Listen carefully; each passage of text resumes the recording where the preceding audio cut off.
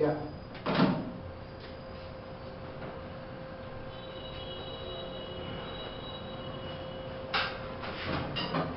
So now I want to actually look at like this. The entire digital logic which goes into ASIC and FPGA design can be divided into what you said, combinational, and other one is sequential logic.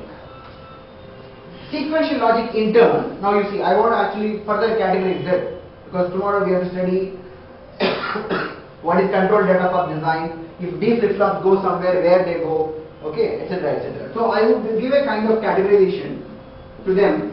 I would say the registers, after all, you know, sequential, the moment you say they are registers, they are flip-flops, okay. So somebody may argue, oh, why are you talking about only D flip-flop? They can be even T flip-flops also. But I said there is no difference between kind of D flip-flop, T flip-flop and all. They all will be realized by using same memory block, bottom line, okay.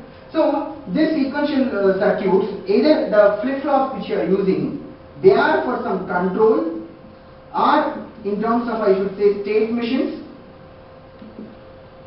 or these D flip-flops are becoming part of your data path. That is, they are realized to use as registers to delay the data. Or in simple words, the registers which are becoming part of your data path. Let me explain what we are trying to discuss here, okay. The example of this you have seen in the previous session, okay. The control state machines, in the sense when you have 3 flip-flops, you want to realize some circuit, okay, then that circuit to realize you can actually put them and bring some kind of logic around if present state Q1, Q0 is known to you, what is next state, that one. Or there could be some other circuits like how to generate a reset, okay, or when reset comes, after some clock cycle, again you want to generate one more reset, which is synchronous reset for your logic. So all that circuit will go part of this logic, control logic. Now wherever flip-flops are used to become a part of your data path, what do you mean? Let's take an example of multiply and accumulate logic. So you are getting data, this is, let us say, X. So I am indicating like a bus because it could be definitely more than 1 bit, okay, could be 16 bit, 8 bit or something. So now onwards in our course I am using one notation to indicate that it is a register. To avoid it, even though I write D here and Q here, but whenever I show 2 like this, it means it's a parallel connection of so many D flip-flops.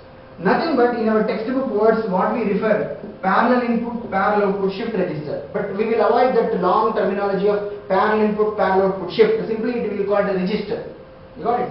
So this register, whatever is there, its output is nothing but buffered X. You got it? Registered X. We use a word called registered X. Same way, assume one more input is coming, which you want to actually multiply. Let's call it as a Y. Okay. Now these also 16 input. These also being registered, D and Q. Now these two will go to a multiplier. Now multiplier output, because I have to implement something called MAC, multiply and accumulate. Okay. So you should have noted down this. So let me erase this. Okay. So now I will not use long names. I will simply say control logic, okay, and simple registers, okay, or buffer registers, etc. Whatever. Okay. Now this multiplied product will be of what size? If you don't do any truncation, it will be 32. So this 32 bit one will be again buffered. Or okay, let me. So many buffers I may not want to put. Let me just work out total circuit first of all. What is total circuit? This multiplier output should be added, isn't it? Should be added, and initially the accumulator has to become 0. Accumulator has to have clear. See, I am working out a circuit now. Is a mux.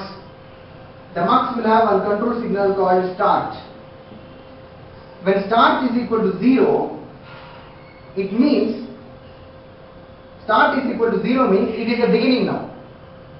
So if it is beginning, there are actually two ways of doing it. Either start you have and load the registers with 0, or you have use reset for the registers. Okay, I am using actually this mux mechanism, and this is a register which holds the final MAC output. This is the final MAC output, D and Q. So what I am going to do now, whether if it is going to be an initial case, then this is a MUX output, right? And this I permanently feed with zeros. Okay, if I go with the VHDL notation, whatever 32-bit zeros means, it goes 8 zeros, hexadecimal.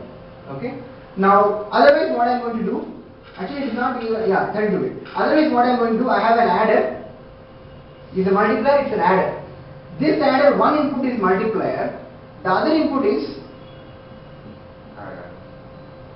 the previous value. Actually, we are talking about implementing an equation. Okay. Maybe I is equal to 1 to 100, something like this. MAC. You got it? So that is what we want to do. So we need to actually take the present multiplied value and the previous summed value and give here. That is given here. This is how it goes.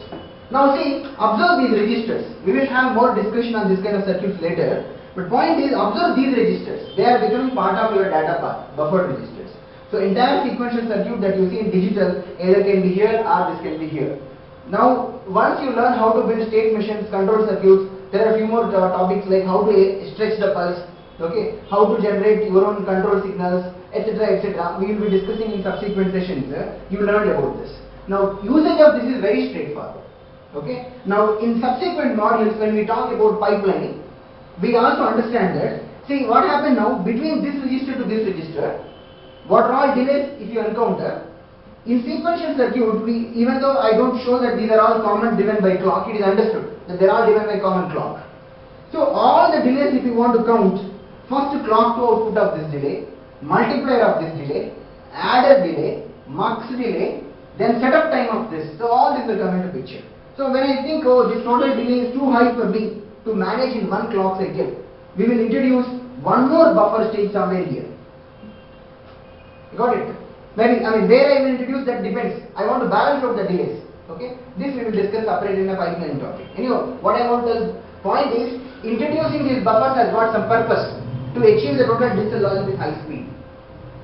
Got it now? So now with this we have got a picture about when you are using flip-flops or connection of several flip-flops in a parallel series form or something, what we call as registers, they got broadly two purposes, control purpose or simple buffer register purpose.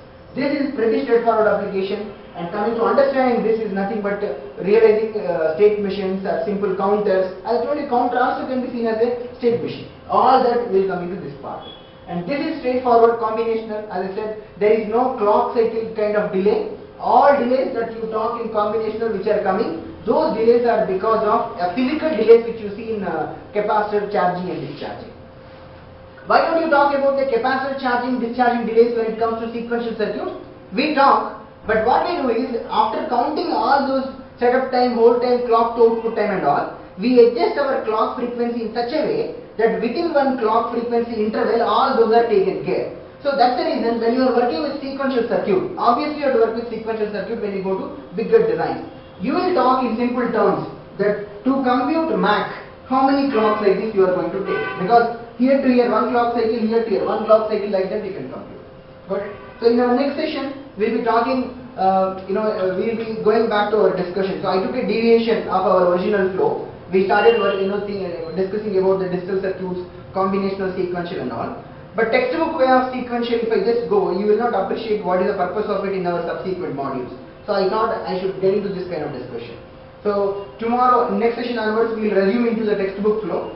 We will talk about what is Moore mission, what is Mealy mission and all. There fundamentally few differences are there. But the way how we design, we have discussed in the previous session. Okay? Fine.